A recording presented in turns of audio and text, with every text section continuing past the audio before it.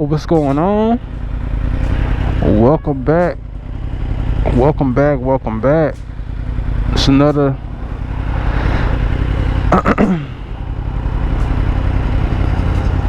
I almost say you cruising on the Harley, man. I honestly been thinking about getting a Harley. I've honestly been thinking about it for the last at least 6 months to a year.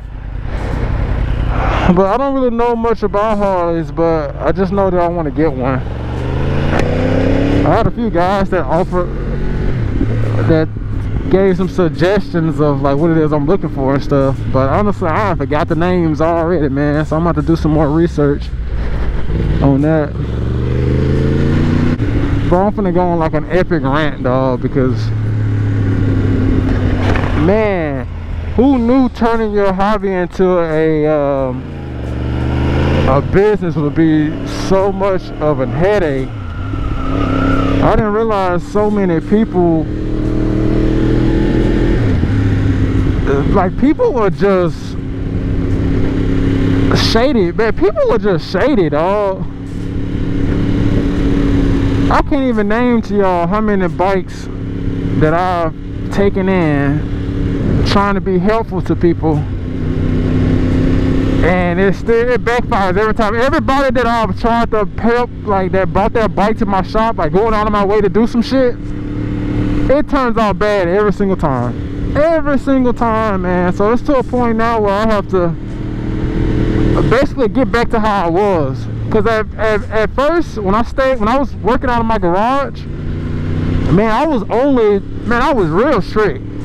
Man, if you wasn't just trying to get a tune or just something basic in cahoots with tuning, like, I wasn't taking your bike. Man, I was turning down more money than I was actually making. And that sounds weird, but I mean, I was making good money, but even with me making good money, the amount of money I was turning down was still more than what I was making. And I'm getting back to that point now because, you know, this is one of my revenue streams, is doing tuning and stuff, and it just kind of just happened. I didn't just wake up and was like, hey, I'm gonna start a tuning business. It just became a word of mouth thing, and then, you know, here we are. Now I make, you know, little posts on my IG and stuff, but I don't really talk about my tuning as much as I should on my YouTube. But yeah, you know, I do my own tuning on my own bike and stuff, and, you know, I tune quite a few bikes. I tune a lot of bikes to just be myself. But when I got the shop, you know, in my mind, I still was working the same way I was working, but then I started accepting different stuff because I'm thinking, well, you got a shop, so I guess you could do some shop stuff. It's kind of what I told myself. Man, that was the worst mistake I could have done. I've never seen so many people make up stuff or blame you for stuff that you didn't even touch.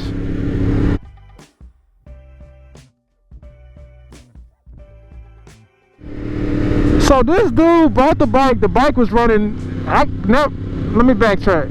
The guy brought me his bike. I had a guy bring me his bike, okay? And normally when somebody is trying to get their bike tuned, I usually ask a few different questions because, man, you'll be surprised how many people lie or try to not disclose certain information. And I had one guy brought a bike in, right? I'm thinking this is going to be a tune, just like how any of them always start off as, hey, I need a tune. And then they may drop the bike off or something, and then there's something totally different. And me being who I am, like, if it's something extra that I may have to do, I mean, I'm going to still charge you for it, but this is not what we initially agreed on. So if somebody bring a bike and then say I notice that the fueling is messed up or something, like an air filter being clogged, or an air pump, an air filter being clogged. Matter of fact, look at this air filter right here. I took this out of a recent bike. No lie, this is the air filter I took out. So whether it's like an issue with the clogging of the fuel filter, or an issue with the fuel pump itself, or both. Like, sometimes I find those situations out whenever I go tuning, because if I go tuning and your bike is just leaning out for no reason, and then I add fuel and your bike is not changing, then normally that's an indication that something is wrong with the fuel system. And you know, sometimes stuff like that happen, and then it could be a situation where I'm like, all right, bro, we got to order this. It's gonna take about a week, you know, and that's just what it is. All right, cool, man. Let's get it done. Put the order in. Literally the next day, hey, what's the status on the, like, bro? I told you it's gonna be a week. It's been one day, and you're asking me what's the status. Literally that very next day, I will get the same messages over and over again. Hey, what's the update? Like, man, I told you it's going to be at least 3 days. It's not even through the first day yet. You know, it's stuff like that that, honestly, it really pisses me off, because it's like people act like they can't be away from their whatever for a certain amount of time. It's like, bro, it's going to be okay. You can go a couple days without your bike. And recently it's been a little worse, because it's been a lot of stuff been outside of my control, like rain. It's been raining like crazy, and people don't understand that you can't tune while it's raining. And even if I could tune in the rain, which I technically could, I'm not. It could be like a realistic example is, it was raining last month for like a month straight, like no lie, and most of the times it was running for like a week straight at a time, and it may stop for one day, then it start back raining 4 days in a row, then it may stop a day, then it's raining 3 days in a row. I would have people literally asking me, hey, what's the update on the bike? Bro, look outside, man. It's storming outside. Why would I give you an update about your bike when it's clearly raining outside, homie? It's raining outside. It's raining outside. What? Bro, that right there, it blows my mind, the conversations that I have to have with people over common sense shit. Like, if it's gonna take 7 days for me to receive something that I ordered, bro, don't hit me up unless it's been at least 7 days. I mean, that should just be a given. It's a 7 days. It's a 7-day delivery time. If I say I'm gonna overnight it, right? If it's supposed to get overnighted the next day, and I say, hey, it's probably gonna get here around noontime, so it's probably not gonna be realistically complete until maybe 5 or 6. People will still hit you up at like 12 o'clock that evening and say, hey, what's the update? Bro, I told you I would get it around 12, and I would get back to you around 4 or 5. And it's stuff like that, but this always comes from the people with the most fucking problems with their bike. Somebody can bring me a bike in here that's perfectly 100% fine, and I never hear anything from them. They drop it off, hey, when it's done, let me know. Cool. It's gonna be done in about 3 days. I'll be in contact. That's how it should be, nothing else. If I give you a time frame, don't call hitting me up talking about what's an update. It ain't no update. Shit. Oh man. There's the people behind me looking at all my body language. They can tell that I'm tensed up right now. But honestly though, man, it pisses me off, which is why I'm even scaling back on what I do. Because, you know, I know most people might be like, oh man, that's just a part of business. Yes, it is a part of business, but it's not a part of business that I want to do, especially when it's something that I do. It's just a little side thing, and it's to that point now where it's taking my love away from what I like to do, because dealing with all the BS of me just, you know, yes, this is biking. Most people might look at it as this being, man, that's a dream job, bro. Yes, if you was only doing certain work. If your dream job, for example, let's just say my life dream was to own a motorcycle performance shop, and I just wanted to, all I cared about was just making bikes faster. Or if that was your goal, you're not going to be waking up in the morning like, oh man, I can't wait to get to work and change all these bikes. Oh, No, that's not what you're gonna say. Now, if you was waking up and you was building a bike, you know, for racing, or you had to go install this brand new $3,000 titanium system or something like that, then yeah, you'd probably be more excited about that. But to go and do some trying to find electrical issues and trying to find shit that customers are hiding from you, like I had one guy tell me, I said, man, your bike is smoking on startup. He told me straight up, I got the text message, oh no, it don't smoke.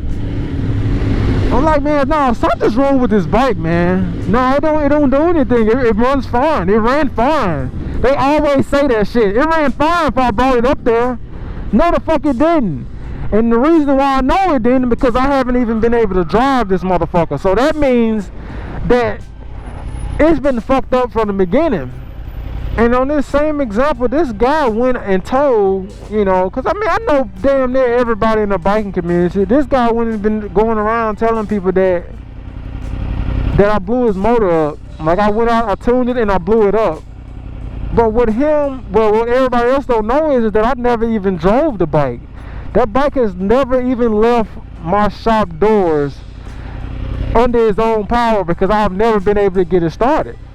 And if I do get it started, look at this lady about to cause an accident. And if I do get it started, I would have to hold the throttle and it will smoke like a damn train. Like I'm talking about freight train. And I told the guy, I said, man, it's nothing I can do with this, man. You're going to go get this fixed and bring it back or something. And if you do get it fixed, just let me know what the problem was, just because I'm curious, like, why your bike is doing this.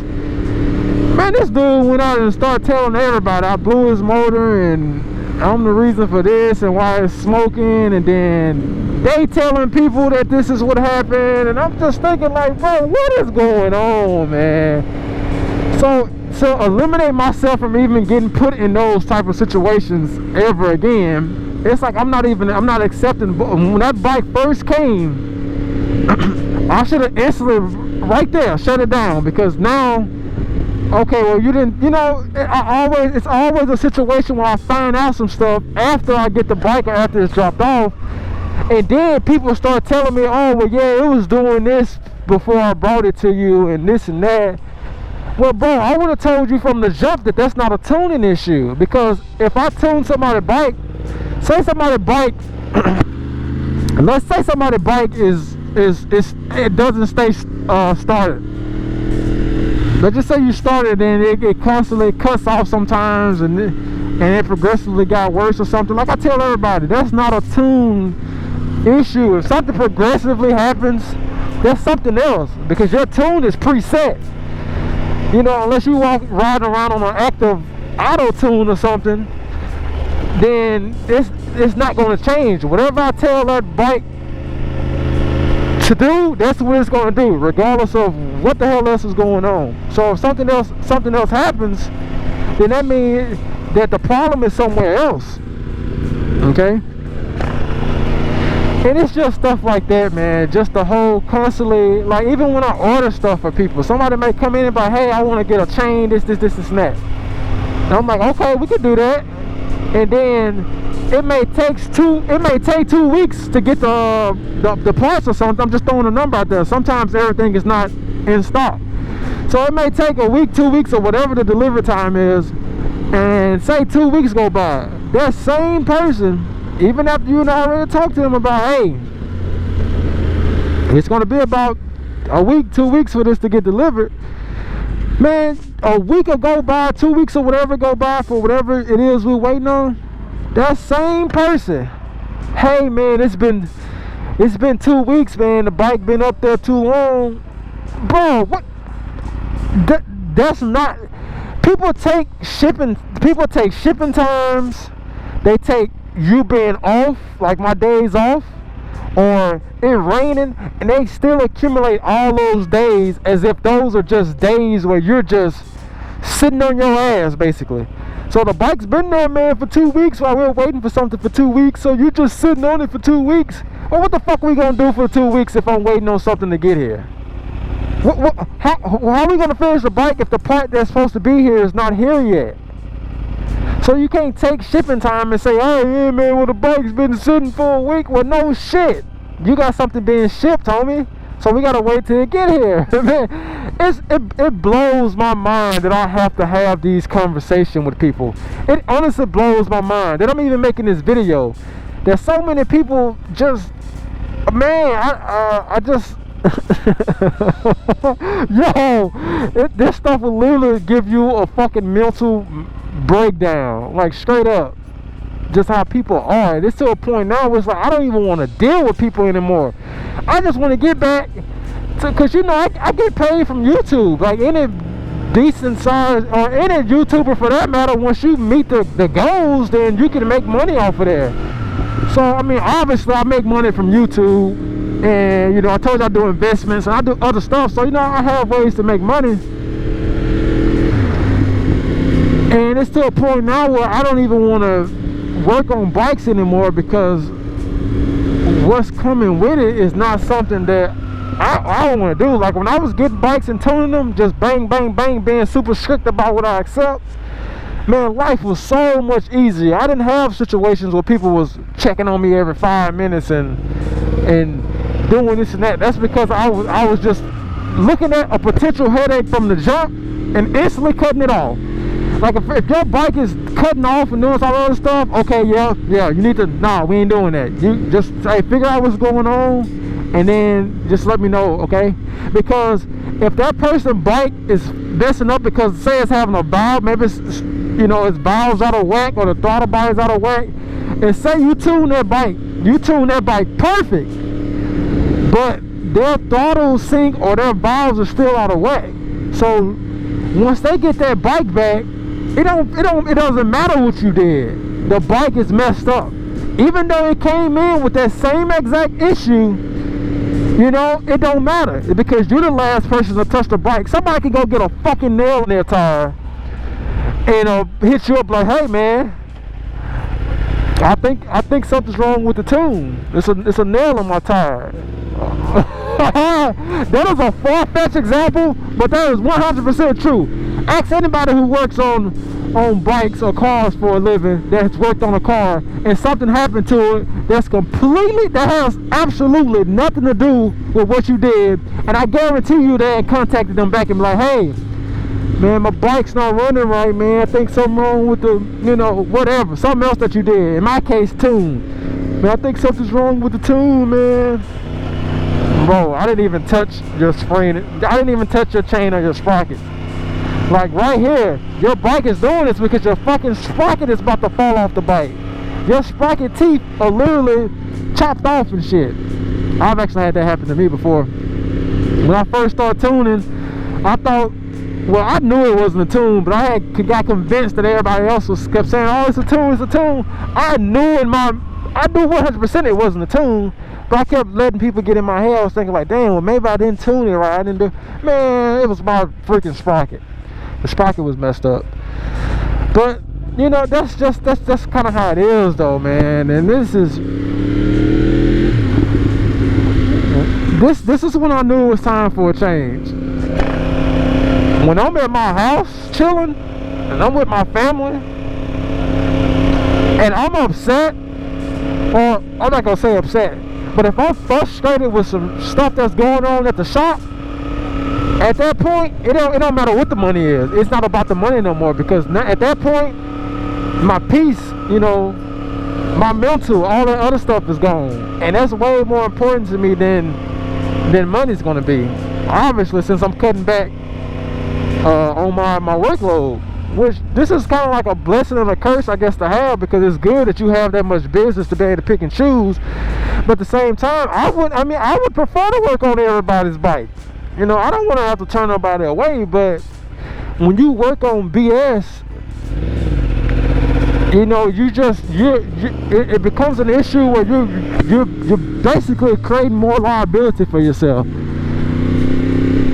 That's just like if somebody built a that's just like if somebody built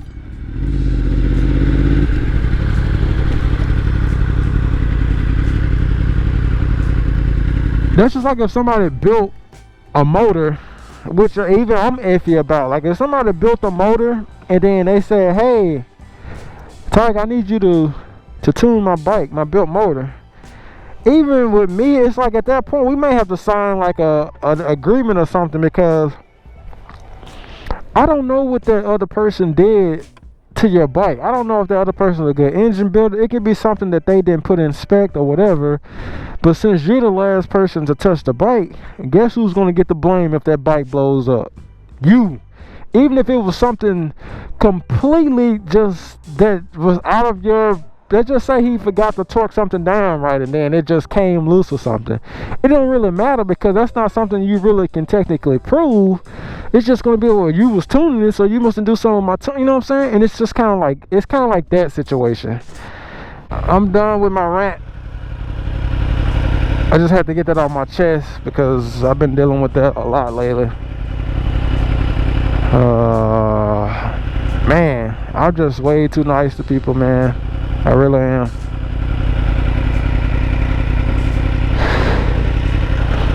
But I'm gonna let y'all go about y'all day. You ain't gotta listen to me rant. I'm at 29,600 miles, so I'll be making a bike review update, probably like a 30K bike review update or something, since I've had this bike for a long time, so I can really give some I can really give what it's like owning this bike. So I'm gonna catch up with y'all, man. Y'all stay safe out there, and I'll see y'all soon.